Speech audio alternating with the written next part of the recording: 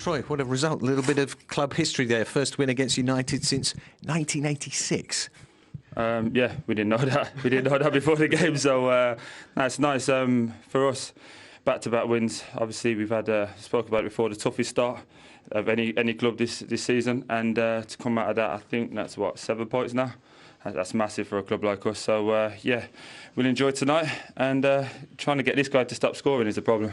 Yeah, you're in scoring form this season. What's changed with last season? Different role? You got a freer role in the middle of the pitch, or what is it? No, I have more freedom when we play with the ball, and I play more offensively this season, and I try to get my chance every game. And for the moment, it's my period, so I try to enjoy. Did you think you deserved that, to fight harder than United today?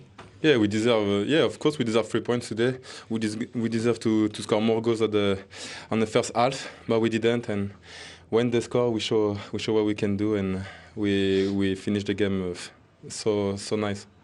Troy, it must be hard to get that team spirit, that togetherness. The team's chopping and changing. You use so many players this season, yet you've managed it. You showed it today. No. It's not difficult. You've got some real good quality players, and not only that, you've got some men in there, which is, I think, is the hardest part. Like Etienne said, I thought we were the better team in the first half. Obviously, I had a header. Iggy's missed that open goal, which we're not going to let him forget anytime soon. But no, we had a lot of chances, and I think the biggest part of today was obviously when they scored, like at West Ham, we showed what we were made of, and we didn't go under, and we came again, and we ended up winning the game 3-1. Were you surprised by United? They seem to start slowly again. They have the habit of doing that in the first half. No, we weren't surprised. I think we've got to take a bit more credit. I think we pressed them really well. We sat in when we needed to sat in and condense the space. And I think we was tough in the tackle, which is what we need to be against teams like Man United have got high quality players and they spend a lot of money. So we have to make sure that we can dig in and make some good tackles when it's needed and rough it up for them. Gentlemen, I know you're going to enjoy tonight. That's Sebastian Prödel's Man of the Match award, if one of you wants to pass it on, or keep it yourselves. Whatever. I can't believe they called us to and not give it us. I can't believe it. Never again. Good luck, lads. Thank you. I love that. I'm sure Sebastian will get the Man of the Match award in the end, but they were impressive today, Watford, from start to finish, from back to front. And actually, perhaps the key moment in that second half was that save from Aurelio Gomez. If that goes in, very different story. Yeah, United were... I mean, as much as they were not impressive, not at all impressive, this was a big moment, of course. A great header by Ibrahimovic, lovely save by Gomez. Keeps his eye on it, good right hand, strong right hand, pushes it wide, and then 5 minutes later, this fella comes on, that's his first touch. It was really sloppy again by Manchester United, indicament of the whole display. Pereira off the back of Pogba, Zuniga just runs into the box, loads of space. It was a really nice finish from him. Yeah, you've got your two central midfield players there, both vacating where they should be, and that's where the goal comes from. Surely Chris Smalling needs to be across. Why Chris Smalling so far over towards the far post, I'll never know. He should be in behind Luke Shaw, covering that run. In the end, Pogba's had to do it, Fellaini had to do it. They've both done it, not spoke to each other, and vacated the area where the goal's gone in. I mean, I just thought Manchester United today were in complete disarray. Yeah. I don't know whether it's, as I said at half-time, a hangover from Thursday, the poor performance on Thursday. I don't know, but I have no idea. For the first time in a long time, actually, when Lou Van Gaal was there as well. I have no idea how they're going to play, who's going to play, where they're going to play. You could, they're just, let's play 3-5-3, let's play 4-3-2-1, let's play 4-4-2. You move there, you move there. I couldn't tell you what team would play in the next game for Manchester United if everybody was fit, or what positions they were going to play. And they just look as if they're all over, and it looked like that today. Yeah, and the same for the defending for the penalty as well. Again, no communication, nobody knew what to do. Everybody was running around. Look where Fellaini is, look where Bailly is. Yeah. They're all in mad positions. Yeah. As much as you talk about formations and who should play where, and to get the best out of him, he needs to play in this position. The quality on the ball was as poor as you'd see from a Man United team, and that's just the way it is at the minute. Like Macca said, you're not sure what you're going to get. Rashford is probably the only shining light, really, and he didn't have his best game today, but he looked a threat. I just think in possession, Man United were really poor. We were all crying out for Pogba and a 3 to get the best out of him. We were all crying out for some width and some pace out wide. We got that today with Rashford and Martial. So why was it still not good enough from Manchester United? I think individually it weren't good enough. In possession weren't good enough, so sloppy, giving the ball away all the time. And I thought Fellaini was all right today. He does a job in there which stops the other team. But I think if you're Manchester United, you need more than that. I think you need someone who can stop the player as well, he can stop the opposition, but he needs to be capable of controlling the game of football as well, playing forward, passing forward. And as well as he's done the first 3 or 4 games, I just can't understand why Michael Carrick's here. It looked last year like he was leaving. He's not been involved a minute this season, so what he's done I don't know. Obviously Schweinsteiger, he's not keen on him. I just think they need to get that playmaker in there, that right person. Manchester United, you're coming to Watford, you're not going to... Yeah, we fancied him today. I fancied United today, and how wrong was I? But I agree with... I mean, a lot of the players had really off days today, didn't they? But I just thought they were set up in a 4-3-3 initially, but they were all very, very narrow, and the width was from the fullbacks, and it's hard for the fullbacks. I'd rather them go back to the 4-4-2, 2 wide men, and Pogba and another really good centre midfielder in there who sits and doesn't move and just feeds people the ball, and Wayne and Ibrahimovic. Well, that's what Michael Carrick does. Yeah, gets it, stands there. But putting Michael Carrick in the side isn't going to stop the likes of Wayne Rooney and Paul Pogba giving the ball away more than anybody else. You look to big players on a day like this. Absolutely, and they're the star men, and they need to have a look at themselves today. And there's no problem when you have bad games. I think most players know, and most star men know. But I think Pogba should be able to play in a 2. I just think he's got, unfortunately for Marouane Fellaini, I just think he's got the wrong person there, and they don't move the ball quick enough. If you look at Madrid, Bayern, they've got world-class players in there. Not necessarily, Modric or Toni Kroos, they're not necessarily sitting midfielders who want to get the foot in, but real delicate, good players who can move the ball forward and move at pace. And I just thought it was lethargic, slow, but more importantly, just a lack of cohesion today. Yeah. It was really... alarming is the word, I think it was, because that was a really poor performance for me today. At times dominating possession, not enough shots on target. Marcus Rashford, the star man, it is almost like the Louis van Gaal era is still upon us, and I suppose we do have to talk about the fact that he shone when others didn't. Yeah, he weren't brilliant. He's even at his greatest day, but you always felt if one player for United were going to create something, it was him. He's sharp, he's getting in the box. Nice little 1-2 with Zlatan here. And they do get a little bit of luck with this goal, don't they? But they say it was the one person, and as Mackie said, United were poor today, not only in possession but defensively as well. I expected them to be a lot tighter defensively, especially bringing Chris Smalling in, but they were all over the place. Every time a ball came in the box, you felt Watford were going to score. I like that goal because it was a quick ball from Pogba, 40-yard pass to Ibrahimovic, who turned quick and just went forward.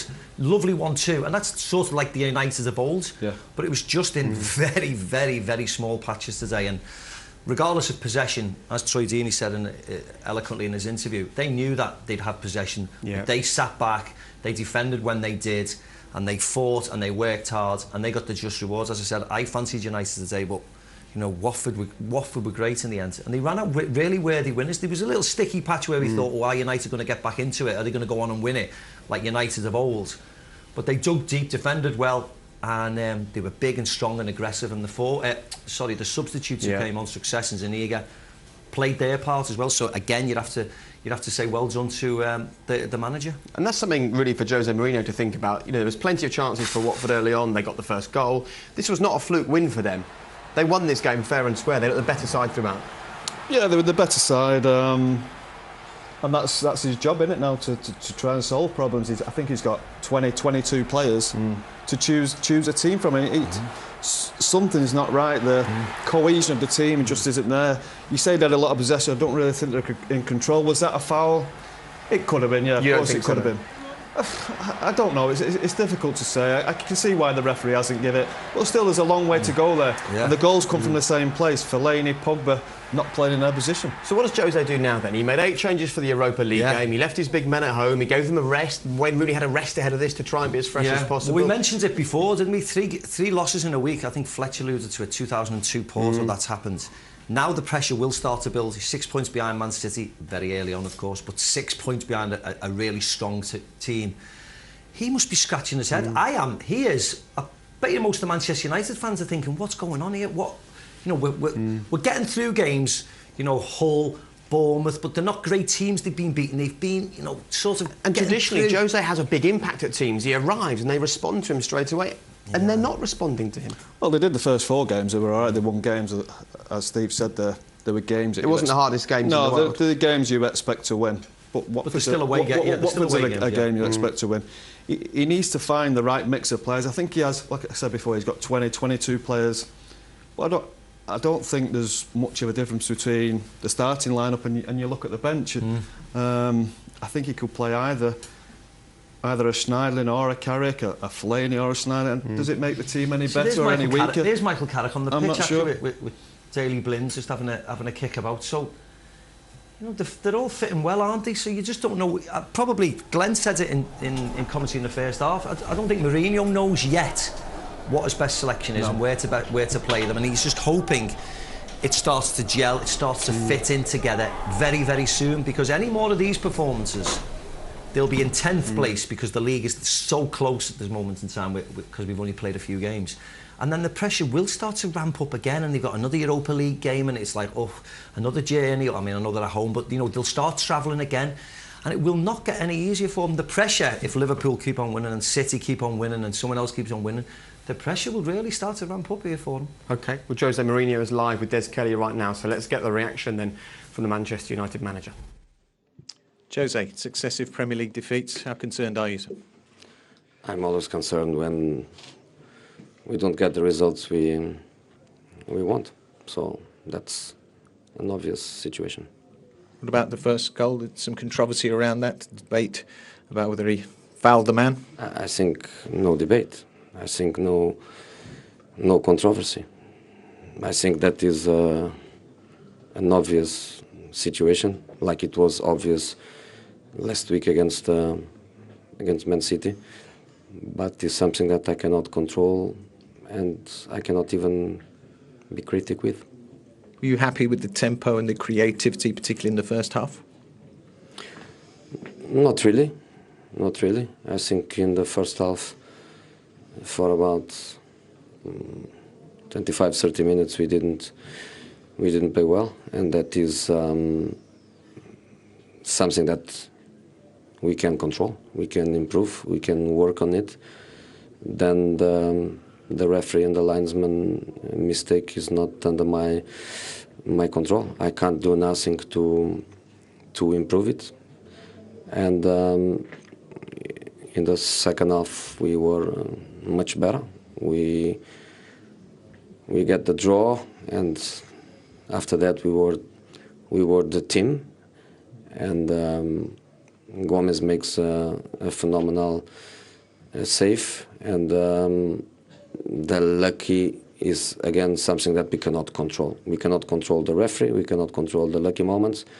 The only thing we can control is our individual mistakes and our collective mistakes. In that second goal, for example, is an individual mistake, because we know that we have to press the winger backs outside the box and not let them take the advantage of be 1 against 1 in the box. And then we made another individual mistake, because we know that their midfield players, they arrive always from behind for the back pass, like in the first goal. But in the first goal is a different situation. So again, referee, I cannot improve them or be critic. Lucky, she will arrive when she thinks it's the right moment to arrive. And our individual and collective performance, yes, is where we have to improve. Thank you very much, Jesse. Thank you. Well, a couple of comments there about the officials, but he was clear, wasn't he? Individual performances, team performance needs to improve. After all the issues he had at Chelsea last season, and now the struggle so far at Manchester United, and we saw him before the game looking nice and relaxed, smiles on his faces. How much is he questioning his methods at this point, do you think? Or does he just keep doing what he's done for the last 15 years? Yeah, of course he does. He's a wonderful manager, and he's not going to turn into a terrible manager overnight. It's just, we mentioned that Chelsea, it was the first sort of blip of his career. He's got an incredible job at Manchester United, one he's probably cherished for a long time. He's been given a huge amount of money to support him. You know, they've backed him for the biggest transfer ever recorded, which shows what Manchester United are doing. And now it's down to him.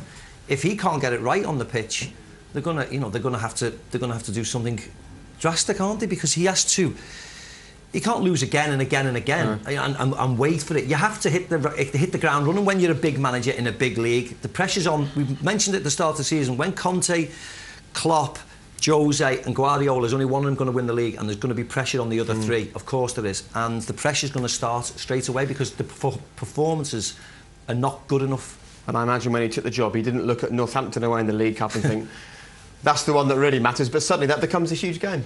It does, yeah. Look, you'd expect them to win down there.